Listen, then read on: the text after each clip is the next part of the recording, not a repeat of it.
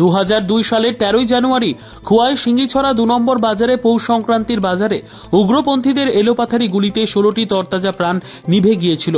রক্তের বন্যায় ভেসে গিয়েছিল গোটা বাজার। সেই ভয়াবহ দিনটি আজও স্মরণ করে চোখের জল ফেলে এই এলাকাবাসীরা সহ গোটা খোয়াইবাসী। আজও সেই দিনের কথা মনে পড়লে গা শিহরণ হয়ে ওঠে সকলের। সেই ভয়াবহ দিনটিতে স্বজন হারানোর কান্নায় ভারী হয়ে উঠেছিল আকাশ বাতাস। আজ 23 বছর পর পৌষ সংক্রান্তির ঠিক আগে সংবাদ মাধ্যমের মুখোমুখি হয়ে এই রকমই প্রতিক্রিয়া দিলেন সেই বিভৎস ঘটনার প্রত্যক্ষদর্শীরা। সেখানে গিয়ে দেখা গেল সেই দিন প্রাণ যাওয়ার 16 জনের নামে শহীদ তৈরি হচ্ছে। যে বিষয়টা 2002-এ আমাদের সিঙ্গিছড়া 2 নং বাজারে যে ঘটনা হয়েছে, বিরাট মর্মান্তিক ঘটনা। আমি তখন পেক্সের বাজারে মাংস দোকান মাংস বিক্রেতাতে ছিলাম। হঠাৎ আমরা পেক্সের বাজারটা যেভাবে দেখলাম, গুলি আমাদের উপর দিয়ে সরিয়ে পেক্স বাজার বাইরে বলে গুলি গেছে, শুধু আগুনে লুক্কা আর আগুনে লুক্কা। এই বাজারে ছিল আমার বাবা, আমার মশা। যদি উত্তর দিকে না এসে যদি পূব দিকে আসতো, তাহলে এই যে বিশ্বযুদ্ধের এই দোকানটা প্রথম শুরু হয়। এদিকে আসলে আমার বাবা, মশা বা ওই যে বিশ্বজিৎ দেবের দোকান, তারাও শহীদ থাকত।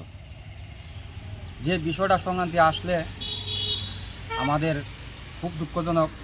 কখনো ওই কথা মনে হলে অনেক আমরা বাড়ি ঘরে সংক্রান্তি দিন আনন্দ অনুভবটা সেভাবে করতে পারি না, মনে দুঃখ হয়। যে বছর হয়েছিল অন্তত সিঙ্গিছড়া এলাকাত কোনো বাড়িতে পিঠা, কোনো বাড়িতে কেউ আনন্দ ফুর্তি, মাংসর জায়গাত মাংস, গুড়ের জায়গাত গুড়, পিঠার জায়গাত গুড়, সেইগুলো পরে আমরা নষ্ট হয়ে গেছে, সব ফেলে দিতে হচ্ছে। এটাই আজ 23 বছর, আগামীকালকে 23 জানুয়ারি 23 বছর না 13 জানুয়ারি 23 বছর তারা শহীদ হয়েছে, 23 বছর পূর্ণ হয়েছে। আমরা যখন বিজেপি সরকার আসার পর আমরা প্রতি বছরই সেই দিনটাত আমরা শহীদ দিবস সন্ধ্যার দিকে পালন করতাম। তো এবার আমরা একটা উদ্যোগ নিয়েছি যে এবার এই জিনিসটা আমরা আবার সুন্দরভাবে করতে চাই, বা তাদের নামে একটা শহীদ বেদি স্থাপন করতে চাই।